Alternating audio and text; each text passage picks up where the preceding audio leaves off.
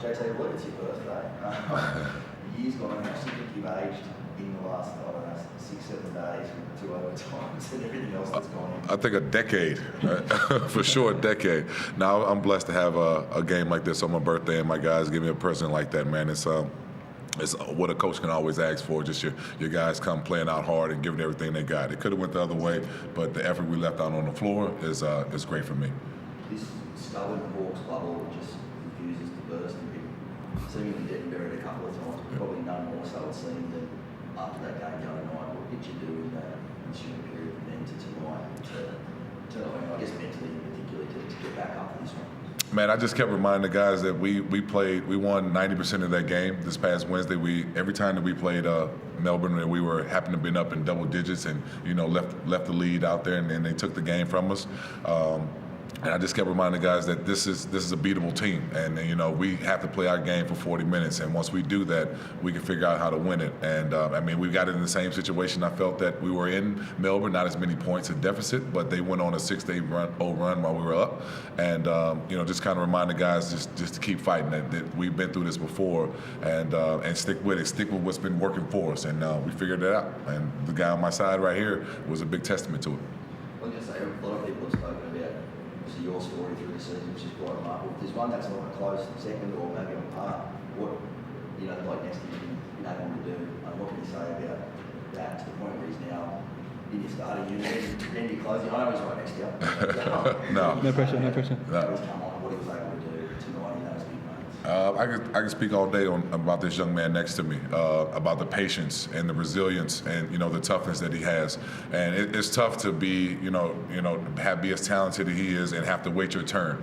And so I think for the patience that he had today for us, or had all season for us, it came out today and showed what he can really do. So just having a Davo or having a Bawali or a Todd or something on our bench, because we're really deep, and these guys be ready to go at any time. It's just a plus to have, and I'm really proud for him right now, because we wouldn't be sitting right here with a smile on our face if it wasn't for this man. Davo, you've sent this crowd through the roof a couple of times recently, but probably none more so than that putback you managed. Can you talk us through that last play and getting up? Were you attuned to the clock? Was it just a mad scramble? No, I wasn't. I'm not going to lie. Like, once Gary put the ball up, it was just instinct. Got the ball, took my time, and made the layup. Like, as we were walking back to the bench, I remember saying to a few of the boys, like, did that count? Like, I wasn't confident in it. But once I sort of looked up and seen it, it was just a knack to get to the ball, I guess. Once Gary put that up, just get around the rim and hope for the best. What sort of talk did you guys as a playing group manage to do? Because even with that down the stretch up, what had happened recently, you might freeze up like at the yips, but you seem to actually attack it as it went down the stretch yourself in particular. But what was the feeling like when it started going down into those dying stages? It was really in the balance. I think they were up by 3 with 24 seconds left or something. Yeah. Well, it's honestly a credit to JT here. Like, he just tells us, like, he chucked in a couple sets that just let us hoop. And when you haven't got sets and you're just getting told to go down, set an on ball, whatever it is, like, it makes it easier for us, because now we're just doing what we do, which is playing basketball, And it doesn't take away from anything that we do well, which in our half court sets, but it's more the confidence that the coaching staff sort of gives us in times like that, whether it be late clock or early. Just read the scout, attack accordingly. And how much love are you having now just for what you're doing? We've spoken about it a little bit along the way, but now you're in a finals town, it's a thrilling final series, and you become an integral, indispensable part of it. How much are you just loving life on the floor? I was going to say I'm boring, but I'm going to give you the same answer I gave before. Just even keel, man. That's the thing that's keeping me through this, is because when the times are bad, I had to sort of do my best to keep with it. So just as good as the times are good, you got to just ride it out. But I'm enjoying it so much. Just the boys, the culture we've created, the team, all the way up to the owner and the owners and the staff in the office. Just love this club and what they bring. It's a real fun environment to be around.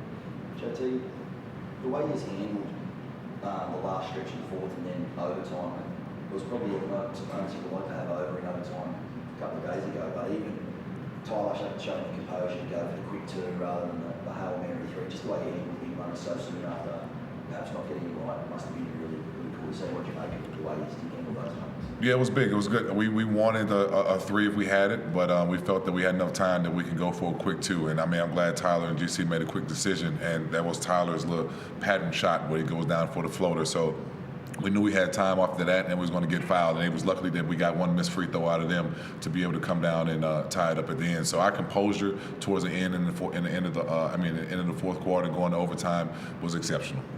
How do you approach now? Is there a different feeling going back for a game three, where it's we gonna go home for both teams? Is there a different feeling to going down like it was with the game one? Yeah, for sure. I mean, we at the end of the day, game one sits in the back of our head. This could have been the end of the series, but it doesn't work that way, right? So we're going to go into Wednesday just gun blazing, similar to the same way we came out there playing, confident, ready to go. And then if we have an opportunity to finish the game and not go in overtime for the third time, we'll do our best. But we're going to definitely be high and confident and ready to go. Does it flip it where you might have gone, oh, that was one that we let slip, but now that you've gone and had this performance, now you can even take some confidence out of the fact the last time we went there, rather than being that booking in the back of the head? It does, but we had confidence in that game even after we lost. And when we came on that flight home, the film session after that, we really we shot ourselves in the foot of having multiple opportunities to finish in that game. So we knew this game was going to be tough because they were going to come out and try to end us and give us our best shot in the beginning. But we felt that we just stuck around and keep being consistent, use our depth, that we would find ways to win. And we had multiple chances, and we ended up doing it in overtime. Last one for me, that you must really want the opportunity to come back and play in front of. How cool was it to see where it started to having literally the house full sign up and everything that went there? Probably worth a couple of baskets there. It was 5,600 fans out there just screaming every time a bucket go in for us, and then when they were on the free throw line, it was extremely loud. They caused a couple of those missed free throws on Melbourne side. Man, those fans was great today, and they stuck with us even when we were down at a time where it could have, fans could have kept exiting the building, but they stuck with us and pushed us through overtime. Yeah, I said you pulled a bunny out of the hat for this one to take it to OT. So what were the words you said to the boys to take them to victory during that period between OT and the full time and OT? Yeah, we kind of like, hey, Melbourne got one up on us on the OT over there down in Melbourne, so it's our turn to get this one, right? We didn't want to get an OT, but we have opportunity to take advantage and even it on up. But they cannot come out more fired up in OT than us. I mean, like they did in Melbourne. So that was something that we wanted to stop, and we came out scoring first. After game one, you must have been disappointed not to go on with it. How did you and the boys change that for Wednesday night? Like I said, it was tough that night after that game, for everybody. It was tough sleep. It was tough flight home. But when we watched film the next day, we had so many positive clips of how we were able to get that 17-point lead, and then we showed where we deflated a little bit. So we were letting each other know that, hey, confidently we're better than this group if we play this way, and then if we fix us, then we can stop them from coming back or taking the lead. So it was a positive film session, but also with some criticism to get us better. Yeah, last one from me. Hickey, Tyler, and Gary, you guys and Sam did make the difference in this game. How do you go on with it now, because it's still right? We just keep this ball rolling. Momentum's in our favour right now. We haven't got anything to lose. The pressure's on them. They finish at the top of the ladder. They don't want to lose to us. So I feel like if we go in like we've been doing all season, worry about us, worry about what we do, pressure's on them. Chris? Yeah, Justin, can you hear me okay? Yes, I can. Want to get your thoughts, Justin, on what you saw in Davo, because he wasn't part of the rotation at the start of the season. He wasn't even part of the rotation when you first took over. What did you see in him that you thought you could bring? And right now, he's as important to what you're doing as anybody. It's remarkable what he's doing.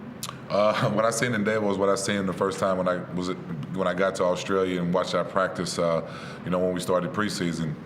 true competitor, somebody who never want to lose, works after practice, works before practice, and was waiting for his shot. So, you know, as the season kept going, he's been consistent in who he has been.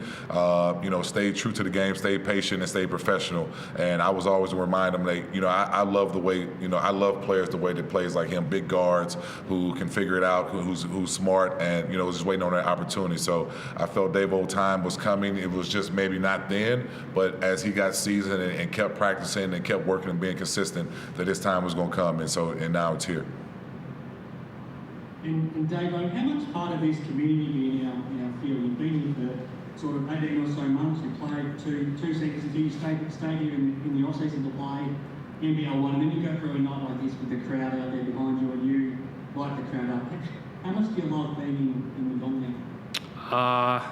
Like, honestly, I don't believe I can put it into words. It's I speak to it with my family and some of my close friends. It's a surreal experience.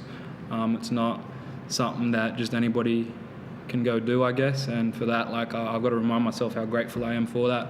But just the experience in general, the atmosphere, what the Wollongong, what the Illawarra brings is next to nothing. And I think I can compare it to is probably Tassie, but we're better.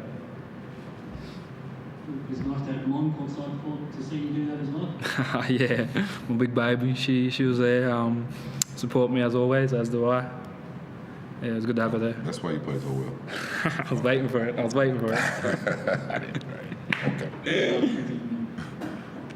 Thanks. Justin, congratulations on the win. Just a quick one Thank for you. you. You might have mentioned it at the start of the press conference, but Gary Clark's performance, how impactful was he? And in your own words, what type of showing did he produce today to drag you guys over the line? GC was unbelievable today. GC was who we've been seeing all season, you know, besides a game or two. His impact early was just much needed. It was much needed. And so I think that when GC sees, when he's locked in like that and we see that he's going, that's who we feed off of. So, I mean, he's a true competitor, and I'm glad some shots started to go down early for him because he does get a lot of attention from the other team, and, you know, he trusts his teammates. So it was good to see GC do great on both ends with the scoring the points and the rebounds. 16 rebounds was unbelievable out of him. So it was something that we definitely needed. All right, thanks very much for that. Thanks, guys.